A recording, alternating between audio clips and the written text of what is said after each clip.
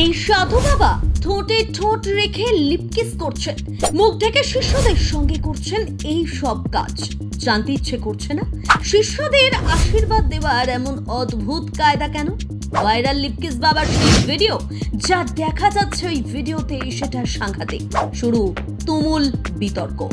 আশীর্বাদ নিতে গিয়ে এমন অভিজ্ঞতার মুখোমুখি হতে হবে, স্বপ্নেও কি কল্পনা করা যায়? অলরেডি সোশ্যাল মিডিয়ায় ভাইরাল হওয়া একটা ভিডিওকে ঘিরে এমনই প্রশ্ন উঠতে শুরু করেছে। যদিও সেই ভিডিওর সত্যতা যাচাই করেনি বেঙ্গল লাইভ। কি দেখা যাচ্ছে ওই ভিডিওতে?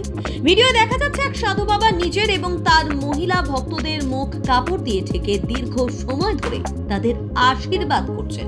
কিন্তু এটা কি ধরনের আশীর্বাদ? সেই ভিডিও প্রকাশ্যে আসতেই নেট দুনিয়ায় শুরু তীব্র বিতর্ক। বিতর্কের মাঝেই নেটাগরিকরা লিপকিস বাবা নামে দাগিয়ে দিলেন সাধু বাবাকে।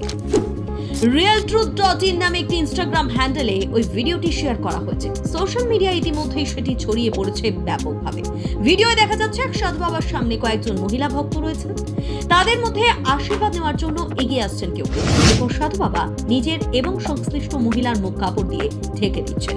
মুখ ঢাকা অবস্থায় বেশ কিছুক্ষণ ধরে তাদের সঙ্গে ঘনিষ্ঠ অবস্থায় থাকতে দেখা যাচ্ছে তাকে। বেসিক্যালি এই দৃশ্য দেখেই তৈরি হয়েছে মূল বিতর্ক। নেটাগরিকদের একাংশের অভিযোগ, মুখ কাপড়ে ঢাকা থাকার সুযোগ নিয়ে ওই সাধু বাবা মহিলা ভক্তদের চুম্বন করছেন।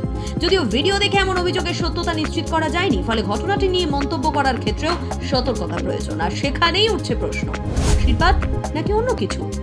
ভিডিও ভাইরাল হওয়ার পর সবচেয়ে বেশি যে প্রশ্নটি উঠছে তা হলো, এটা কি সত্যি কোনো আধ্যাত্মিক রীতি, নাকি তার আড়ালে চলছে অন্য কিছু?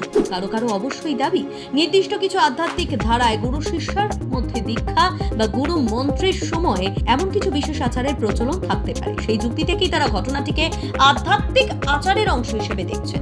অন্যদিকে নেটাগরিকদের বড় একটি অংশ এই ব্যাখ্যায় সন্তুষ্ট নন। তাদের প্রশ্ন, কোনো আধ্যাত্মিক আচারের নাম করে এমন ঘনিষ্ঠতার প্রয়োজনই বা কেন হবে? আরো একটি প্রশ্ন ঘুরছে সোশ্যাল মিডিয়ায়, একই ধরনের আচরণ কি পুরুষ ভক্তদের ক্ষেত্রেও করা হয়, নাকি শুধুমাত্র মহিলা ভক্তরাই টার্গেট?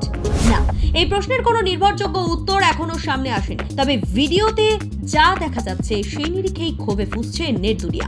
এটা তো সত্যি, দেশের সাধু, গুরু বা কথিত সিদ্ধ পুরুষের কাছে মানুষ নানা সমস্যার সমাধান খুঁজতে যায়।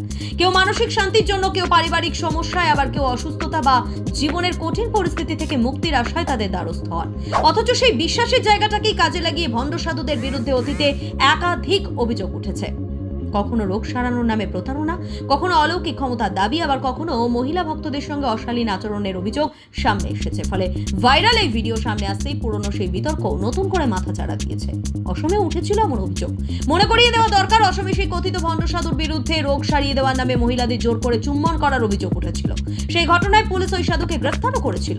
তবে বর্তমান ভাইরাল ভিডিওর ক্ষেত্রে এখনো পর্যন্ত কোনো মহিলা ভক্তের তরফে অভিযোগ দায়ের হয়েছে কিনা, কিংবা পুলিশ বা প্রশাসনের পক্ষ থেকে কোনো পদক্ষেপ করা হয়েছে কিনা সে বিষয়ে কোনো তথ্য সামনে আসেনি প্রতিবেদন লেখার সময় পর্যন্ত। কিন্তু তারপরেও বলতে হচ্ছে, ভক্তি বা আধ্যাত্মিক বিশ্বাস ব্যক্তিগত বিষয়, কিন্তু সেই বিশ্বাসের জায়গায় কোনো ব্যক্তি যদি ক্ষমতার অপব্যবহার করেন তাহলে প্রশ্ন ওঠা খুব স্বাভাবিক। বিশেষ করে যখন কোনো নারী ভক্তের সঙ্গে এমন ঘনিষ্ঠ আচরণকে আশীর্বাদ বা আধ্যাত্মিক রীতির নাম দেওয়া হয়, তখন তার স্বচ্ছতা ও সম্মতি নিয়ে প্রশ্ন উঠবে।